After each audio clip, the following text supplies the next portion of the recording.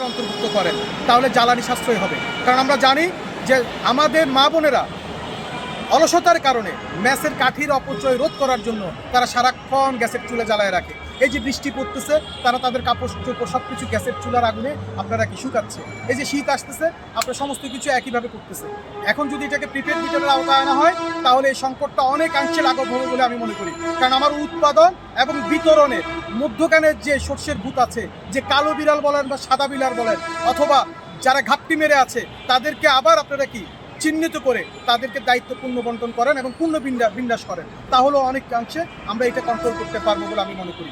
অবৈধ যত সংযোগ আছে ভাই, অবৈধ সংযোগ শুধুমাত্র একজন অবৈধ ব্যবহারকারীর একটা যোগসাজশ হয় না, সেটার সাথে অবশ্যই জ্বালানি খাতে বা নির্দিষ্ট ওই প্রতিষ্ঠানের অবশ্যই কর্মকর্তা কর্মচারী সবাই জড়িত আছে অথবা কেউ জড়িত আছে। সেগুলোকে চিহ্নিত করে আপনারা কি ব্যবস্থা গ্রহণ করেন, তাহলে জ্বালানি খাত অবশ্যই কি আমাদের কন্ট্রোলে চলে আসবে, সরকারের কন্ট্রোলে চলে আসবে বলে আমি মনে করি। তা আমি বলতে চাই উনি কিভাবে এত কনফিডেন্সের সহিত চ্যালেঞ্জটা গ্রহণ করলেন। তার মানে শস্যের ভিতরে ভূত, আমাদের যে সংকট এটা কৃত্রিম সংকট হিসেবে তৈরি করা হয়েছে আমাদের জ্বালানি খাতে। এটার সাথে জামাত ইসলাম এবং এনসিপি জড়িত। আমি প্রধানমন্ত্রী তারেক রহমানকে বলতে চাই, গত ইন্টারিয়াম গভর্নমেন্টের আমল থেকে বর্তমান পর্যন্ত যারা আমার জ্বালানি খাতের মধ্যে সচিবালয় থেকে শুরু করে বিতরণ ব্যবস্থার সাথে যুক্ত তাদের সবার চিকুটি কুচি আবার পর্যালোচনা করা হোক। তারা কার লোক কার গুপ্ত হিসেবে তারা কাজ করছে। সরকারকে বেকায়দা ফেলা মানে দেশের 18 কোটি মানুষকে দুর্ভোগের মধ্যে ফেলা। তারা সরকারের সাথে রাজনৈতিকভাবে তারা মোকাবেলা করুক, কিন্তু 18 কোটি মানুষের আবেগের সাথে বা মানুষের দৈনন্দিন যে চাহিদা সেটাকে নিয়ে তারা রাজনীতি করতে পারবে না। এই রাজনীতি করার অধিকার তাদেরকে কে দিয়েছে?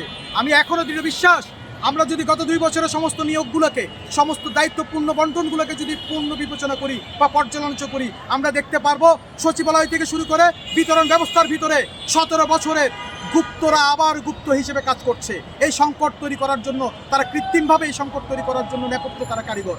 সুতরাং তারা যদি সংকট তৈরি করে থাকে তাহলে সংকট সমাধানের পথ তাদের কাছে আছে। আমার মনে হয় হাসনাত আবদুল্লাহরা সংকটের পিছনে আছেন এবং তারা সেই চ্যালেঞ্জ দিয়ে সেই সংকটটা মোকাবেলা করে সরকারকে হেয় প্রতিপন্ন করার একটা অপপ্রয়াস তারা চালাবে। আমার সেই ভাইদেরকে আমি বলতে চাই, আপনাদের বাংলাদেশের জন্য এতই আবেগ, এতই আপনাদের উদ্বিগ্ন, আপনারা এই ধানমন্ডি 32 পাহারা কেন দিতেছেন? ধানমন্ডি 32 পাহারা না দিয়ে বাংলাদেশের সীমান্তগুলোতে গিয়ে পাহারা দেন, যাতে ভারতীয় বাহিনী কর্তৃক আমার কোনো নাগরিকের হত্যা না হয়। আপনারা পাহারা দেন হচ্ছে যেখানে যেখানে দুর্নীতি হচ্ছে, বিদ্যুৎ চুরি হচ্ছে, ওই চোরদেরকে ধরেন গিয়ে। আপনারা পাহারা দেন বাংলাদেশের কোথায় অনিয়ম হচ্ছে, বাংলাদেশের কোথায় কি মানুষের প্রতি জুলুম হচ্ছে, ওগুলোতে পাহারা দেন। আপনারা ধানমন্ডি 32-এ পাহারা দিচ্ছেন, যারা ধানমন্ডি 32-এ শ্রদ্ধা বা ফুল দিতে আসছে তাদেরকে ধরার জন্য। আরে ভাই, আপনাদের খাই দেওয়ার কাজ নাই? আপনার দেশের জন্য এতই আপনারা উদ্বিগ্ন, আওয়ামী লীগ আপনাদের এতই চুলকানি। আরে ভাই, আপনারা যদি দেশের জন্য কাজ করতে চান, আপনাদের প্রতি আহ্বান এই ধরনের অপচেষ্টাগুলো না করে, এই ধরনের আপনার কি সহিংস আন্দোলনগুলো না করে আপনারা বাংলাদেশের সীমান্ত পাহারা দেন, অথবা যেখানে যেখানে দুর্নীতি হচ্ছে, অনিয়ম হচ্ছে, ওগুলোতে গিয়ে আপনারা পাহারা দেন, ওইখানে গিয়ে ধরেন। আর চোরদেরকে ধরেন, সরকারি যে কর্মকর্তা কর্মচারীরা চুরি করতেছে ওদেরকে ধরে পিটান, আমরা খুশি হব। আমরা আপনাদেরকে সাধুবাদ জানাবো, বাংলাদেশের মানুষ আপনাদের সাথে আসবে। আপনারা বেহুদে কি আওয়ামী লীগ লোকে জয় বাংলা স্লোগান দিল, তাদেরকে ধরে আপনাদের সময় কেন নষ্ট করতেছেন? হ্যাঁ, আওয়ামী লীগের মতো রাজনীতি করুক, আপনারা আপনাদের মতো দেশের জন্য কাজ করেন। সবাইকে বলবো এসব মবগিরি ছেড়ে দেন।